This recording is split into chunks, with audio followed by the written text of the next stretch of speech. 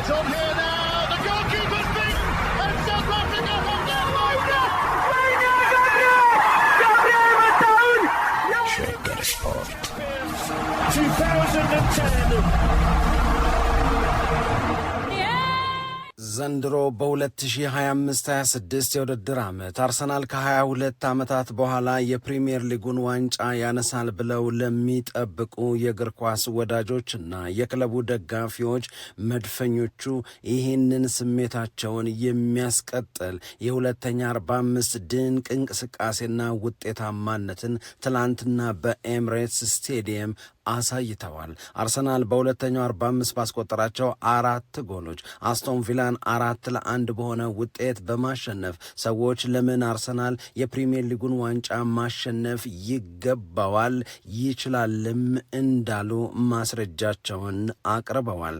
ትላንትና በሁለቱ ክለቦች መካከል በጣም በታላቅ ጉጉት ሲጠበቅ የነበረው ጨዋታ የመጀመሪያው 45 ሁለቱም ያገኟቸውን ጥቂት የማግባት አጋጣሚዎች ያባከኑበት፣ በሁለተኛው 45 ግን አርሰናል ፍጹም የሚባለውን የበላይነት ወስዶ ጨዋታውን በአስተማማኝ ብቃት 4-1 በሆነ ውጤት በማሸነፍ የፈረንጆቹን 2025 የእንግሊዝ ፕሪሚየር ሊግን የደረጃ ሰንጠረዥ በ5 ነጥብ ልዩነት እየመራ ያጠናቀቀበት፣ እንደገና ተስፋ የለመለመበት፣ ባለፉት ተከታታይ ጨዋታዎች አርሰናል ቤት ይታይ የነበረው የአባካኝነት ችግር ሙሉ በሙሉ የተቀረፈበት፣ አርሰናል 4 አስቶን ቪላ 1። አርሰናሎች በአስቶን ቪላ ከ24 ቀናት በፊት ደርሶባቸው የነበረውን ስሜት ሰባሪ ሽንፈት በአስተማማኝ ድል በሚገርም ብቃት ተበቅለውታል። አርሰናል ትላንትና ያሸነፈበትን እንቅስቃሴ እንደዚሁም ደግሞ የአሰልጣኝ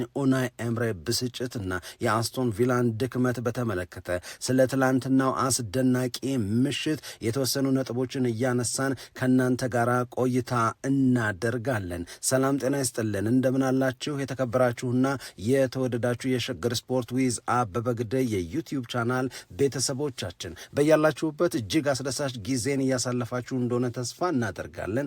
መልካሙን ሁሉ ለናንተ እንመኛለን። ታዲያ ይህንን ሸገር ስፖርት ዊዝ አበበ ግደይ የሚለውን የእኛን የዩቲዩብ ቻናል ሰብስክራይብ አድርጉት፣ የደውል ምልክቱን ተጫኑት፣ ሊንኩን ለሌሎች አጋሩና በተከታዮች ቁጥር እንድንበዛ የምንሰራቸው ፕሮግራሞችም ብዙ ሰዎች ጋር መድረስ እንዲችል ማገዛችሁን ቀጥሉ።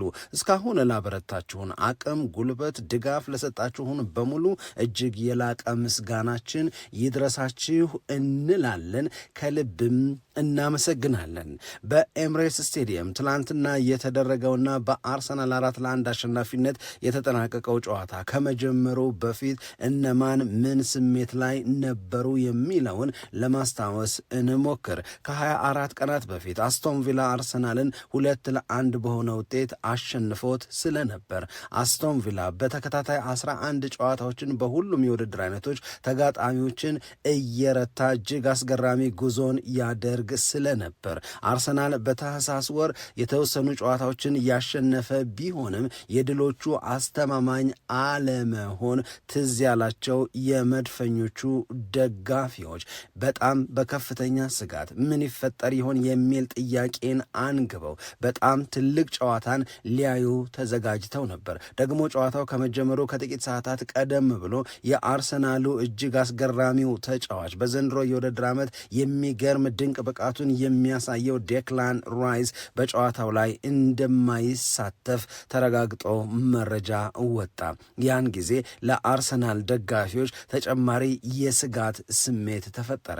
ያለ ዴክላን ራይስ ይከብዳል የሚል መደምደሚያም ላይ የደረሱ በጣም በርካታ ሰዎች አሉ። ዴክላን ራይስ አርሰናልን ከተቀላቀለበት ጊዜ አንስቶ እስካሁን ድረስ 3 ጨዋታዎች ነበር ያለፉት። እሱ በሌለበት 3 ጨዋታ በእርግጥ አርሰናል በሶስቱም ተጋጣሚዎችን ያሸነፈ ቢሆንም የዘንድሮ ዴክላን ራይስ ግን ይለይ ነበር።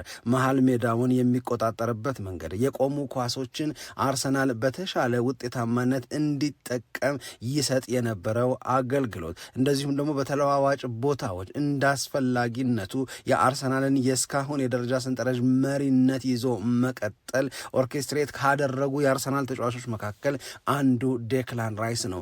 እሱን ማጣት ከባድ ነው። ያውም ደግሞ በሚገርም ወቅታዊ ብቃት ላይ ከሚገኘው ከአስቶን ቪላ ጋራ በሚደረግ ጨዋታ አስቶን ቪላ በዘንድሮ የውድድር ዓመት 11 ጨዋታዎችን ስላሸነፈ ብቻ አይደለም፣ ቪላ ፓርክ ላይ አርሰናልን 2-1 ስለረታም ብቻ አይደለም። ባለፉት ተከታታይ የውድድር ዓመታት አርሰናል የእንግሊዝ ፕሪሚየር ሊግን ዋንጫ ለማሸነፍ የነበረውን የተሻለ እድል ካጨናገፉበት ክለቦች መካከል አንደኛው አስቶን ቪላ ነው። ስለዚህም ደግሞ እንደነዚህ ያሉ የአርሰናል መጥፎ ትዝታዎች ላይ የዴክላን ራይስ አለመኖር ትልቅ ጥላን አጠላ። በተጫዋቾች ያሰላለፍ ዝርዝር ውስጥ ስሙ ሲታጣ የስጋት ስሜት የወረራቸው የአርሰናል ደጋፊዎች ቀላል አልነበሩም በቁጥር። ነገር ግን ደግሞ በዚሁ ጨዋታ ላይ የመጀመሪያ ተሰላፊ ሆኖ ወደ ሜዳ የገባው ብዙ ነው ብለን ብንጠራው ትክክል ብቻ የምንሆነው ጋብርኤል ማግሃሌሽ አለ ለአርሰናል። ስለዚህ ጨዋታው ሲጀምር በአርሰናልም በአስቶን ቪላም በኩል የመጀመሪያው 45 ያን ያህል ከፍተኛ እንቅስቃሴ የተደረገበት አንዱ በሌላው ላይ የተለየ ብልጫን የወሰደበት ነበር ብሎ መናገር አያስችልም። ነገር ግን ደግሞ በአርሰናልም በኩል በአስቶን ቪላም በኩል በጣም ጥሩ የሚባሉ የግብ ዕድሎች የተፈጠሩበት ኦሌ ዋትኪንስ እና ቪክቶር ዮኮሬሽ ለሁለቱ ቡድኖች የተፈጠሩትን የግብ ዕድሎች ሲያባክኑ ያየንበት የመጀመሪያው 45-0-0 በሆናቸው ውጤት ሲጠናቀቅ ሌላ የስጋት ስሜት የተፈጠረ ይመስለኛል። ምክንያቱም አርሰናል በመጀመሪያ 45 ብዙ ጊዜ በተጋጣሚዎቹ ላይ ብልጫን ይወስዳል፣ ተደጋጋሚ የግብ ዕድሎችን ይፈጥራል። ነገር ግን የሚፈጥራቸውን የግብ ዕድሎች ወደ ጎልነት ባለመቀየር በሁለተኛው 45 ለሚፈጠር ጭንቀት ምክንያት ይሆናል ስንል ነበር ካለፉት የታህሳስ ወር የአርሰናል ጨዋታዎች በመነሳት። ደግሞ በሌላ በኩል አስቶን ቪላ በመጀመሪያው 45 ሊቸገር ይችላል። ነገር ግን በሁለተኛው 45 የመጀመሪያውን 45 እንቅስቃሴ ከግምት ውስጥ በማስገባት አሰልጣኝ ኡናይ ኤምሬ የተጫዋችም የታክቲክም ለውጥ እያደረጉ ተጋጣሚዎቻቸውን ያስጨንቃሉ። ሙሉ 3 ነጥብ ይዘውም ይወጣሉ። ዛሬም ያ ሊሆን ነው ወይ? የመጀመሪያው 45 ላይ የተጠበቀውን ያህል ያልነበረው እንቅስቃሴ እንዲህ ያለውን ጥያቄና እንዲህ ያለውን ስሜት በደጋፊዎችና በእግር ኳስ ወዳጆች ዘንድ ፈጥሮ ነበረ። በሁለተኛው 45 እንደለመደው አስቶን ቪላ ተሻሽሎ እንደሚመጣ፣ በሁለተኛው 45 እንደተለመደው አርሰናል ሊቸገር እንደሚችል የገመቱም ብዙዎች ናቸው። ነገር ግን ሁለተኛው 45 ከተጀመረበት ደቂቃ አንስቶ የሆነው የተገላቢጦሽ ነው። አርሰናል እጅግ በጣም የሚገርም ብልጫን ወሰደ። በጣም ብዙ የእግር ኳስ ተንታኞች በየአርቲክሎቻቸው ላይ እንደጻፉት ሁለተኛው 45 የአርሰናልን ማስተር ክላስ ያየንበት ነው። ለምን ሰዎች አርሰናል በዘንድሮ የውድድር ዓመት ከሁሉም የእንግሊዝ ፕሪሚየር ሊግ ክለቦች በበለጠና በላቀ የፕሪሚየር ሊጉን ዋንጫ ማሸነፍ ይገባዋል እንደሚሉ የታየበት ጋብርኤል ማግሃሌሽ በእርግጥ ብዙ ነው ብለን የጠራንበትን ምክንያት ያስተዋልንበት 48ኛው ደቂቃ ላይ ጋብርኤል ማግሃሌሽ የአርሰናልን የመጀመሪያ ጎል ማስቆጠሩን ተከትሎ አርሰናልን ማቆም ለአስቶን ቪላ እጅግ በጣም ከባድ ሆነ። ከዚህ በፊት ስንናገር እንደነበረው ጋብርኤል ማግሃሌሽ በጣም ጥሩ የተከላካይ ቦታ ተጫዋች ነው። ምርጥ ሴንተር ባክ ነው፣ ምንም ጥርጥር የለውም። ጋብርኤል ማግሃሌሽ ምርጥ መሪ ነው። እንደዚሁም ደግሞ ጋብርኤል ማግሃሌሽ አርሰናል በዘንድሮ የውድድር ዓመትም ይሁን በ2025 ከቆሙ ኳሶች ከማዕዘን ምት ጎል የማስቆጠር አቅሙ ከፍ እንዲል ትልቁን ሚና ከሚጫወቱ ተጫዋቾች መካከል አንዱ ነው። ይህንን ብዙ የሆነውን ጋብርኤል ማግሃሌሽን ነው አርሰናል አቶ እየቆየው። ትላንትናም በመከላከሉ ትላንትናም ከማዕዘን ምት ጎል በማስቆጠሩ አርሰናል ቀዳሚነቱን እንዲወስድ የልብ እንዲሰማውና ከዛ በኋላ በአስቶን ቪላ ላይ ፍጹም የሚባለውን የበላይነት እንዲይዝ አድርጎታል። ነገሮች መገላበጥ የጀመሩትም ከጋብርኤል ማግሃሌሽ ጎል ማስቆጠር በኋላ ነው። ከዛ በኋላ አርሰናል በከፍተኛ ሁኔታ አስቶን ቪላ ላይ ጫናን እያሳደረ ከዚህ በፊቶቹ ያለፉት ጥቂት ጨዋታዎች በተለየ የአርሰናል ተጫዋቾች ሩዝለስ ሆኑ፣ አይምሬ ሆኑ። የሚያገኟቸውን የማግባት አጋጣሚዎች በሚያምር ሁኔታ ወደ ጎልነት ይቀይራሉ። ኤምሬትስ በደስታ አበደ። የአርሰናል ደጋፊዎች በደስታ ሰከሩ። የአርሰናል ተጫዋቾች የበላይነት መውሰዳቸውን ቀጠሉና አከታትለው ጎል ማስቆጠራቸውን ተያያዙት። በእርግጥ የአርሰናል ደጋፊዎችና የእግር ኳስ ተንታኞች በቅርብ ጊዜ በማርቲን ኦዴጋርድ ላይ ትችቶችን ያዘንቡ ነበር። ትናንትናም በመጀመሪያው 45 በኤምሬትስ ስቴዲየም የነበሩ የእግር ኳስ ጸሐፊዎች ሲጽፉ እንዳነበብ ነው ማርቲን ኦዴጋርድ ላይ ደስተኛ ያለመሆን ስሜት በአርሰናል ደጋፊዎች ዘንድ ይታይ ነበር። መጠነኛም ጉሩምሩምታ ሲሰማ እንደነበር አስታውሰው ነግረውናል።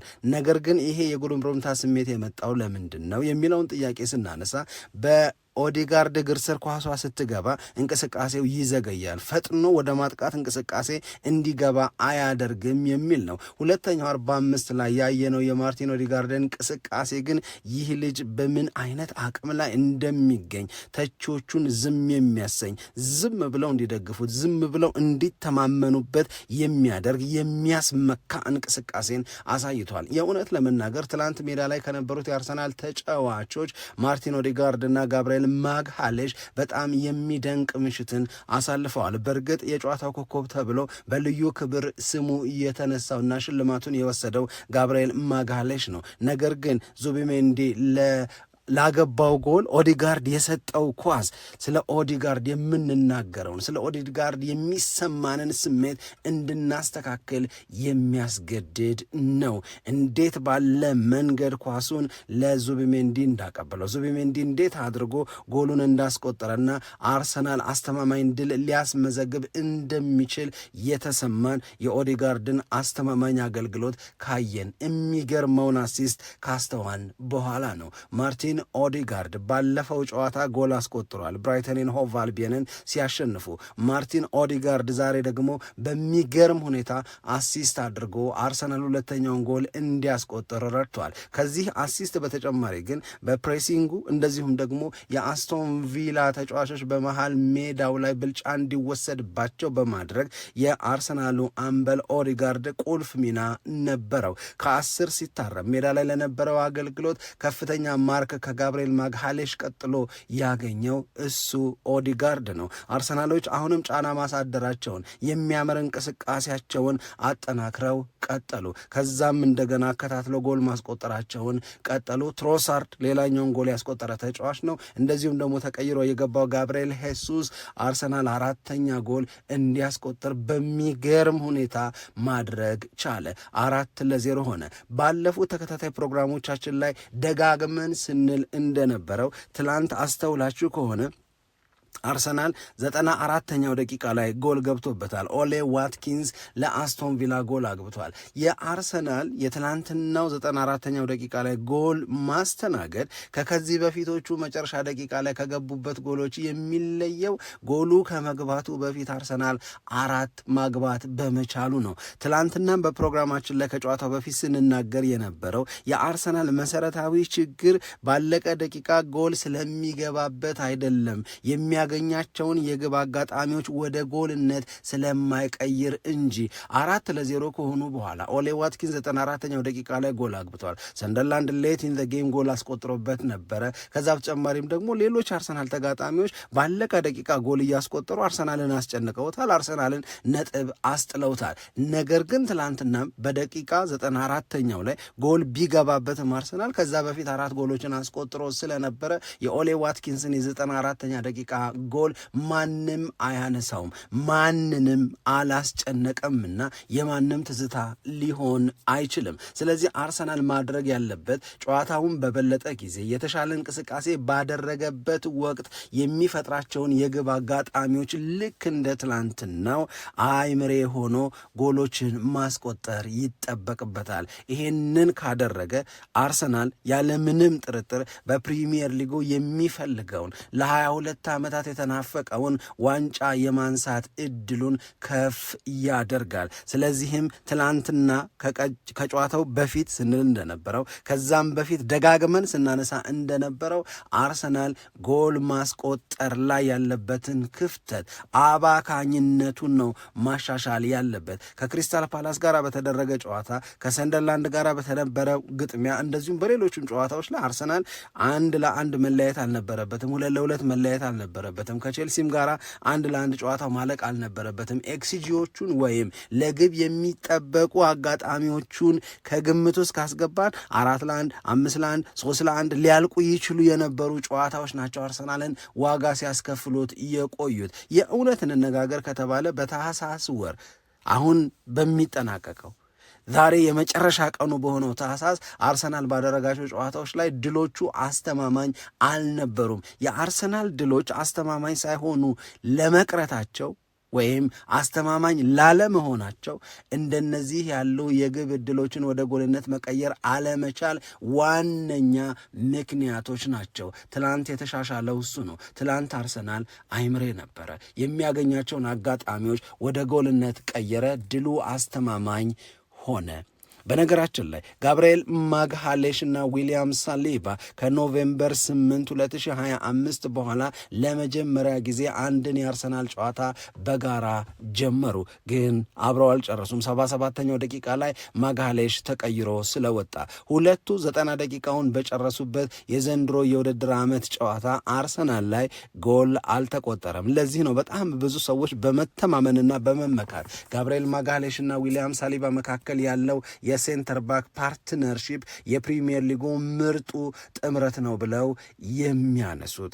አርሰናል ትላንትና ልዩ ነበር። በተለይ በሁለተኛው 45 ላይ ያየነውን ነገር ለማመን የእውነት ለመናገር ይከብዳል። ታዲያ ይሄ የአርሰናል የትላንትና በአስቶን ቪላ ላይ የተቀዳጀው ድል ፋይዳው፣ ትርጉሙ ምንድን ነው የሚለውን ደግሞ ለማየት እንሞክር። አርሰናል የዘንድሮን የውድድር ዓመት በበላይነት ለማጠናቀቅ ከፍተኛ ወይም ብርቱ ፉክክር ከነማን ይጠብቀዋል ያልን እንደሆነ ከማንቸስተር ሲቲ ዋነኛ ፉክክር ይጠብቀዋል። አሁን የትላንትናው ድል አርሰናል 5 ነጥብ ልዩነትን ከማንቸስተር ሲቲ እንዲፈጥር አድርጎታል። ማንቸስተር ሲቲ ደግሞ ገና የሚጫወተው ነገ ነው።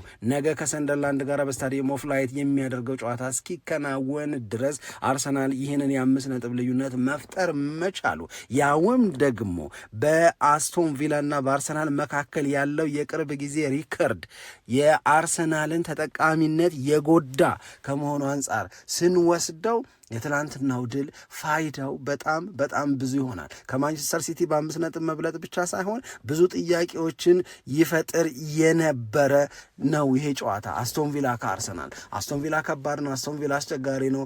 አስቶን ቪላ የአርሰናል የድል ማጣት ምክንያት ሆኖ የሚጠቀስ ቡድን ነው። ኡናይ ኤምሬ ከአርሰናል ጋር 6 ጨዋታዎችን አድርገዋል። የተሸነፉት ገና ትላንትና ነው። ስለዚህ የኡናይ ኤምሬ ቡድን ለአርሰናል ፈታኝ ነበር ብለን ስንናገር እውነቱን መሰረት አድርገን ነው። ይህንን ጨዋታ በድል መወጣት ፋይዳው፣ ትርጉሙ፣ መልእክቱ በጣም እጅግ በጣም ጠንካራ ነው። ስለዚህ አርሰናል ከማንቸስተር ሲቲ 5 ነጥብ ትላንት ካሸነፈው ከአስቶን ቪላ ደግሞ የ6 ነጥብ ልዩነትን መፍጠር ችሏል። ይሄ ቀላል ትርጉም የሚሰጠው አይደለም። ከዛ በተጨማሪ ግን ለአሰልጣኝ አርቴታ እና ለአርሰናል ተጫዋቾች መልሰው በራሳቸው እንዲተማመኑ ዋንጫ ለማንሳት በሚደረገው ፉክክር ላይ ያላቸውን አቅም እንዲያምኑበት እድል የሚሰጥ ነው። በተወሰነ ደረጃ ጥርጣሬ ስሜት ውስጥ ገብቶ የነበረው የአርሰናል ዋንጫን የማሸነፍ ስሜት በደጋፊዎችም በገለልተኛ እግር ኳስ ወዳጆችም እንደገና አብቦ ከፍ ብሎ ደምቆ እንዲነሳ አርሰናል ትላንት በሁለተኛው 45 ባገባቸው 4 ጎሎች ባስመዘገበው አስተማማኝ ድል እንደገና አረጋግጦላቸዋል። አለሁበት ብሏቸዋል። የፕሪሚየር ሊጉን ዋንጫ ለማንሳት በሚደረገው ፉክክር ዋናው እኔ ነኝ የሚል አስተያየትን የሚሰጥ አይነት ድል ነው አርሰናል ያስመዘገበው። እንግዲህ ይህንን ካነሳን የድሉን አስተማማኝነት ብቻ ሳይሆን የእውነት ለመናገር ትላንትና በነበረው ጨዋታ አነጋጋሪ የሆኑ ትኩረት የሳቡ 1-2 ጉዳዮችን እናነሳለን። ለምሳሌ ከጨዋታው መጠናቀቅ በኋላ አሰልጣኝ ኡናይ ኤምሬ የተናገሩት ነገር አለ። የመጀመሪያው ጎል ሁሉንም ነገር ቀይሯል ይላሉ ኡናይ ኤምሬ። ይሄ ማለት ጋብርኤል ማግሃሌሽ ያገባው ጎል ሁሉንም ነገር ቀይሯል፣ ለአርሰናል የልብ የሰጠ እኛን ደግሞ እንድንቸገር ያደረገ ነው። ከዛ በኋላ አርሰናል በተደጋጋሚ ይፈጥር የነበረውን ጫና መቋቋም ለአስቶን ቪላ በጣም ከባድ ነው ካሉ በኋላ ነገር ግን በእንግሊዝ በእንግሊዝ እግር ኳስ ውስጥ አንድ የተቃራኒ ቡድን ተጫዋች ከግብ ጠባቂ ጋር ንክኪ ማድረግ ይፈቀድለታል፣ ይሄ መሆን አልነበረበትም ብለው ጋብርኤል ማጋለሽ ያገባው ጎል ሊጸድቅ እንደማይገባው የሚያመላክት አይነት አስተያየት ሰጥተዋል አሰልጣኝ ኡናይ ኤምሬ። ለዚህም ይመስለኛል ሌላ የማዕዘን ምት ሲገኝ ታሊማንስ ማጋሌሽ እና በማርቲኔዝ መካከል እንዲቆም የተደረገው። ግን ይሄ የእውነት ለመናገር ከዳኝነት ውሳኔ ጋር በተያዘ ስህተት የተፈጸመበት ነው ብሎ መውሰድ በጣም ያስቸግራል። ይልቁንም የራሳቸው ግብ ጠባቂ የኤሚሊያኖ ማርቲኔዝ ስህተት ተደርጎ ነው መወሰድ ያለበት። ሁላችሁም የምታስታውሱ ከሆነ በጥቅምት ወር ከበርንሌይ ጋር በተደረገ ጨዋታ ኤሚሊያኖ ማርቲኔዝ እንዴት አይነት ጎል ከማዕዘን ምት እንደገባበት ልታስታውሱ ትችላላችሁ። እንደዚሁም በሊድስ ዩናይትድ እና በአስቶን ቪላ መካከል የተደረገንም ጨዋታ ወደኋላ ሄዶ በመመልከት ማንሳት የሚቻለው የሚሻገሩ ኳሶችን ከማዕዘን ምት በመከላከል ረገድ ኤሚሊያኖ ማርቲኔዝ የአየር ላይ ኳሶች ላይ ብልጫ እየተወሰደበት እንደመጣ ያሳያል። ስለዚህ መወቀስ ያለባቸው ዳኛው አይደሉም፣ ወይም መወቀስ ያለበት በእንግሊዝ ፕሪሚየር ሊግ አንድ የተቃራኒ ቡድን ተጫዋች ግብ ጠባቂው ጋር ንክኪ መፍጠር ይፈቀድለታል፣ ሌሎች ሊጎች ላይ እንዲህ አይፈቀድም የሚለውን ማማረር ሳይሆን የኔ ግብ ጠባቂ ምን ተሳሳተ የሚለውን ማየት ነው ለአሰልጣኝ ኡናይ ኤምሬ። እናም ደግሞ ከቆሙ ኳሶች ጎል እንዳይቆጠርባቸው መስራት የሚጠበቅባቸው የአስቶን ቪላ አሰልጣኞች ሊነጋገሩበት የሚገባው እዛ ላይ ነው። በእርግጥ አርሰናል በትናንትናው ጨዋታ በተወሰነ ደረጃ እድለኛ ነበር። ምክንያቱም ሜሪኖ እድለኛ ስለሆነ ነው ጨዋታውን ላይ በቀይ ካርድ ከሜዳ ሳይወጣ አይቀረው። የመጀመሪያ ጥፋት አጠፋ፣ ቢጫ ካርድ አየ። ሁለተኛውን ጥፋት ሲያጠፋ ዳኛው በምን አይነት መረዳት ሁለተኛ ቢጫ ካርድ እንዳልሰጡት ማንም ይሄንን ኤክስፕሌን ሊያደርግና ሊያሳምን አይችልም። ሊናገር የሚችለው ወይም ሊያብራራ የሚችለው አርሰናልና ማይክል ሜሪኖ እድለኛ ናቸው የሚለውን ብቻ ነው እንጂ በሁለተኛ ቢጫ ካርድ በቀይ ካርድ ከሜዳ የሚያስወጣ ስህተትን ወይም ጥፋትን ሜሪኖ ሰርቶ ነበረ። ግን ደግሞ አርሰናል ትላንትና እንዲህ ባለው ሁኔታ ሊገለጽ የማይገባው የእውነት ለመናገር በሁለተኛው 45 ካሳየው እንቅስቃሴ አንጻር ስንመለከተው የሚደንቅ ምሽትን የክለቡ ደጋፊዎች እንዲያሳልፉ ማድረግ ችሏል። ለማሳያ እንዲሆን መጀመሪያው 45 ላይ ኦልሞስት ባላንስድ የሆነ ሚዛኑን የጠበቀ ነገር ነበረ በአርሰናልና በአስቶን ቪላ መካከል። ሁለቱም ያደረጓቸውን የግብ ሙከራዎች ብናነሳ አርሰናል 7 የግብ ሙከራዎች አሉት፣ አስቶን ቪላ 3። ነገር ግን ከሰባቱ አንዱ ብቻ ነው ለአርሰናል ኢላማውን የጠበቀ የነበረው። አስቶን ቪላ ኢላማውን የጠበቀ ሙከራ አላደረገም። ከኤክስጂ አንጻር ስንመለከተው ኦልሞስት ሁለቱም እኩል ተመሳሳይ ለግብ የሚጠበቁ እድሎች ነበሯቸው። አርሰናል 0.57 ነበረው ኤክስፔክትድ ጎልስ፣ በአስቶን ቪላ በኩል በመጀመሪያው 45 0.54 ነው። ኦልሞስት እኩል ነው። ስለዚህ ነው ሚዛኑን የጠበቀ ነገር ነበረ በሁለተኛው 45 ነገሮች ሙሉ በሙሉ እስኪቀየሩ ድረስ። የሁለተኛውን 45 የቁጥር መረጃ ከግምቱ ስናስገባ ግን አርሰናል 15 ሙከራዎችን አደረገ፣ አስቶን ቪላ 8። የአርሰናል ኢላማቸውን የጠበቁ ሙከራዎች 6 ነበሩ፣ የአስቶን ቪላ ደግሞ 3። ኤክስጂንም ስናነሳ አርሰናል ከ0.5 ለግብ የሚጠበቁ እድሎች ወደ 2.61 ከፍ አደረገው። ሁለተኛው 45 የአርሰናል ማስተር ክላስ ነው ብለን ስንናገር በዚህም ማሳያ በዚህም ምክንያት ነው። ደግሞም ከአርሰናል ጋር በተያዘ ሊነገሩ የሚገባቸውን ተጨማሪ የሐሳቦችን እናንሳ። በተለይ አርሰናል ከሴት ፒስ ጋር በተያዘ ወይም ከቆሙ ኳሶች ጎል የማስቆጠር አቅሙ ጋር በተያያዘ የተወሰኑ ነጥቦችን እንጨምርላችሁ። ከኦፕታ የተገኙ የቁጥር መረጃዎች ናቸው። አርሰናል በፈረንጆቹ 2025 17 ጎሎችን ከማዕዘን ምት አስቆጥሯል። 2025 የአርሰናል አንዱ ባህሪ የአርሰናል አንዱ ጥንካሬው ከማዕዘን ምት ጎል የማስቆጠር አቅሙ ከፍ ያለ መሆኑ ነው። በነገራችን ላይ በአንድ ካላንደር ይር ከማዕዘን ምት ብዙ ጎል በማስቆጠር ሪከርዱ የተያዘው በማንቸስተር ዩናይትድ ነው። ማንቸስተር ዩናይትድ በፈረንጆቹ 2012 ከማዕዘን ምት 18 ጎሎችን አስቆጥሮ ነበረ። አሁን በ2025 አርሰናል 17 ጎሎችን አስቆጥሮ ነው የፈረንጆቹን አሮጌ በአሮጌ ዓመት እየተሰናበተ የሚገኘው። ደግሞ ሌላ የሚደንቅ ይሆናል ብለን ያልጠበቅነው ግን የሆነ ሊያንድሮ ትሮሳርድን የተመለከተው መረጃ ቀጥሎ የሚነሳው ነው። ሊያንድሮ ትሮሳርድ እንግዲህ በዘንድሮ የውድድር ዓመት ለአርሰናል በጣም ጥሩ አገልግሎት እየሰጡ ከሚገኙ ተጫዋቾች መካከል አንደኛው እሱ ነው። የፈረንጆቹ 2025 ላይ ሊያንድሮ ትሮሳርድ ከጎል ጋር በተያያዘ ለአርሰናል ትልቁን አገልግሎት የሰጠው ተጫዋች እሱ ነው ይላል የኦፕታ መረጃ። ይህንን ብዙዎቻችን የምንጠብቅ ላይሆን ይችላል፣ ግን ሊያንድሮ ትሮሳርድ 10 ጎሎችን አስቆጥሯል፣ 9 አሲስቶችን አድርጓል። በ2025 አጠቃላይ 19 የጎል ተሳትፎን ያደረገው የአርሰናሉ ተጫዋች እሱ ነው። በዚህም ከሌሎቹ አርሰናል ተጫዋቾች ብልጫን ይወስዳል 19 የጎል ኢንቮልቭመንትን በማድረግ አርሰናል እንግዲህ የፈረንጆቹን 2025 የደረጃ ሰንጠረዡን በአንደኝነት እየመራ አጠናቋል። አዲሱን ዓመት የሚያከብረውም በደረጃ ሰንጠረዡ አናት ላይ ተቀምጦ ነው። እንዲህ ያለ የካላንደር ይርን በደረጃ ሰንጠረዥ መሪነት ሲያጠናቀቅ አርሰናል ዘንድሮ ለ7ኛ ጊዜ ነው። ከዚህ በፊት እንደነዚህ ያሉ 7 ጊዜ የአንድን የፈረንጆች ዓመት በደረጃ ሰንጠረዥ አናት ላይ ብዙ ጊዜ በማሳለፍ በክብር ተቀምጠው የነበሩት ማንቸስተር ዩናይትድ እና ሊቨርፑል ናቸው።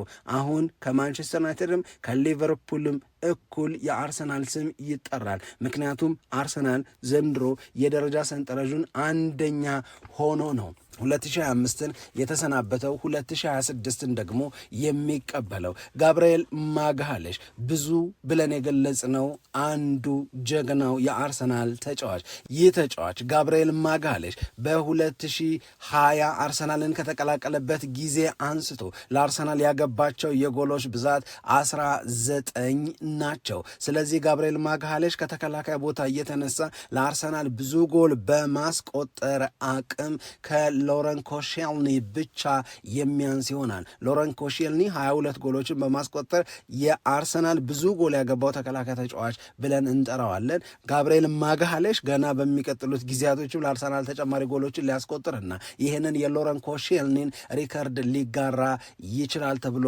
ይጠበቃል። ግን አሁን የጎሎቹን ብዛት 19 አድርሷል። ለማንኛውም ትላንትና በኤምሬትስ ስቴዲየም ያየነው የአርሰናልና የአስቶን ቪላ ጨዋታ ብዙ ልንነጋገርበት የሚገባ የምንችል ብዙ ሀሳቦችን የምናነሳበት ይሆናል። በመደበኛው ፕሮግራማችን ስንመለስም ያንን እናደርጋለን። ብራቮ አርሰናል! አርሰናል በአስቶን ቪላ ለደረሰበት ስሜት ሰባሪ ሽንፈት በአስገራሚ ብቃት አስተማማኝ ድልን በማስመዝገብ መልስ ሰጥቷል። አሁን ብዙዎች አርሰናልን ከዋንጫ ማሸነፍ ጋር በተያዘ ይበልጥ ያምኑታል። ይሄኔ ነው ለአርሰናል ሃፒ ኒው ይር ማለት። አብራችሁን ስለነበራችሁ እጅግ በጣም አድርገን እናመሰግናለን። ይህንን ሸገር ስፖርት ዊዝ አበበ ግደይ የሚለውን የእኛን የዩቲዩብ ቻናል ሰብስክራይብ አድርጉ፣ የደውል ምልክት ተጫኑ፣ እንደዚሁም ሊንኩ ለሌሎች ማጋራታችሁንም አትርሱ እንላለን። በዚህ መንገድ ለደገፋችሁን አቅም፣ ጉልበት ለሰጣችሁን በሙሉ እጅግ የላቀ ምስጋናችን ይድረሳችሁ እንላለን። ከልብም እናመሰግናለን። ደግሞም ኋላ ላይ መለስ ብለን እናገኛችኋለን። በያላችሁበት ሰላም ለእናንተ ይሁን። ኢትዮጵያ ለዘለዓለም ትኖር። It's on here now. The goalkeeper's beaten, and South Africa will get Shaker Sport 2010.